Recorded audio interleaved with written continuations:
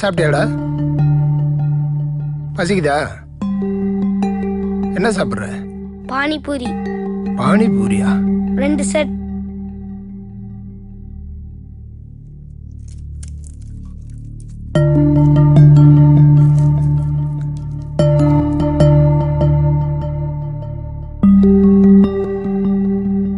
என்ன பார்த்தா உனக்கு பயமா இருக்கா?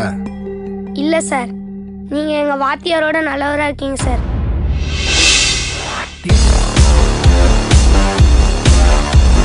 டீச்சரை கத்தியால குத்துறது தப்பு இல்லையா? நான் டீச்சரை குத்தணும்னு நினைக்கல சார். பின்ன வேற யாரு? ரிப்போர்ட் கார்டில் சைன் வாங்குறப்பெல்லாம் எங்க டாடி என்னை போட்டு அடிப்பாரு, மார்க் கம்மி ஆயிடுச்சுன்னு. அவரை குத்தலான்னு தான் நினைச்சேன், மிஸ் ஆயிட்டாரு. மேக்ஸ்ல மார்க் கம்மி ஆயிடுச்சுன்னு எங்க டியூஷன் மாஸ்டர் அடிச்சுட்டே இருந்தார் சார். அவரை குத்தணும்னு நினைச்சேன் சார், அவரு எஸ்கேப் ஆயிட்டார் சார். அப்பதான் கோவத்துல ஹிந்தி மிஸ்ஸை குத்திட்டேன் சார். உன் ஃபியூச்சர் நல்லா இருக்கணும் தானே உங்க டாடி மம்மி டீச்சர்ஸ் எல்லாருமே படிங்கிறாங்க. அதுல என்னடா தப்பு இருக்கு? அதுக்காக கத்தி எடுத்து குத்திடுவியா நீ? தப்புன்னு தெரியல உனக்கு? அவங்க என்ன பண்ணான்னு உங்களுக்கு தெரியுமா சார்?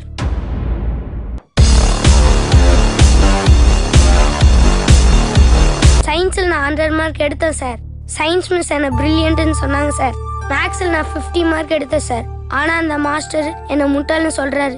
தமிழில் நான் 100 மார்க் எடுக்கிறேன் சார். அதனால தமிழ் ஐயா என்னை புத்திசாலின்னு சொல்கிறாரு சார். இங்கிலீஷில் 50 மார்க் எடுத்தேன் சார். ஆனால் அந்த மிஸ்ஸு என்னை இடியட்டுன்னு சொல்கிறாங்க சார். ஒரே ஸ்கூலில் 3 சார் வந்து என்னை புத்திசாலின்னு சொல்கிறாங்க சார். 3 மிஸ்ஸு வந்து முட்டாள்னு சொல்கிறாங்க சார். அப்போ நான் யார் சார், புத்திசாலியா முட்டாளா?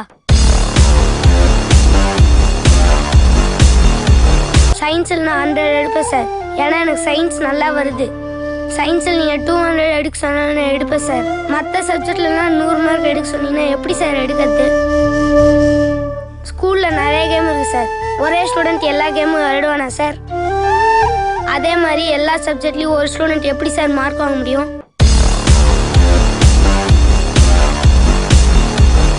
இப்பதான் உன் பிரச்சனை என்னன்னு எனக்கே தெரியுது. ஆமா, உன் மாஸ்டரால இவ்வளவு பிரச்சனை இருக்க, ஹெட் மாஸ்டர்கிட்ட சொல்ல வேண்டியதானே? அவரே பிரச்சனை சார். அவரால உனக்கு என்னடா பிரச்சனை?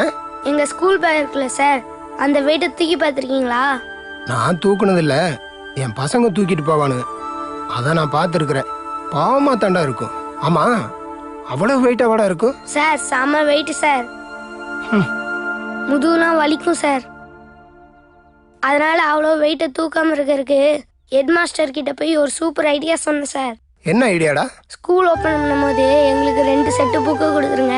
ஒரு செட்டு புக்கு வந்து நாங்கள் வீட்டில் வச்சுக்கிறோம், இன்னொரு செட்டு புக்கு வந்து கிளாஸில் வச்சுக்கிறோம்.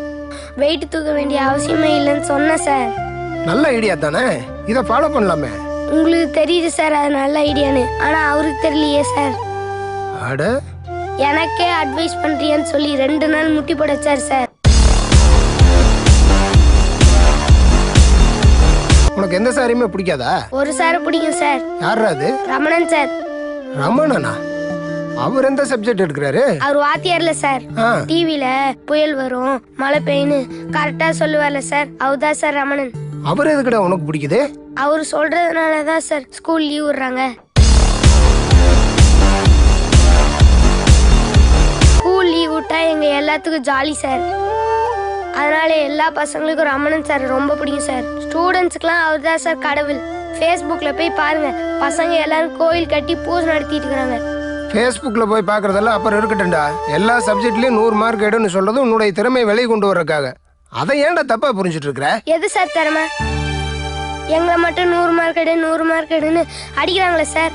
இன்னைக்கு இருக்க எல்லா ஸ்டேட்டோட எஜுகேஷன் மினிஸ்டரும் எல்லா சப்ஜெக்ட்லேயும் 100 மார்க் எடுத்தாங்களே சார். அது மட்டும் இல்லை சார், 100 மார்க் எடுத்து IAS IPS ஆனவங்களாம் கவர்மெண்ட் கிட்ட சம்மன் ஆகிட்டு இருக்காங்க சார். 40 மார்க் 50 மார்க் எடுத்தவங்க ஃபெயில் ஆனவங்க இவங்கெல்லாம் அரசியல்வாதியாய் சம்மளம் கொடுத்துட்டு இருக்காங்க சார்.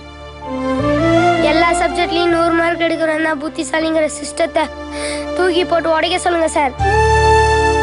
இந்த எஜுகேஷன் சிஸ்டம் இப்படியே இருந்துச்சுன்னா ஸ்டூடெண்ட்ஸோட லைஃப் ரொம்ப ரிஸ்க்கு சார்.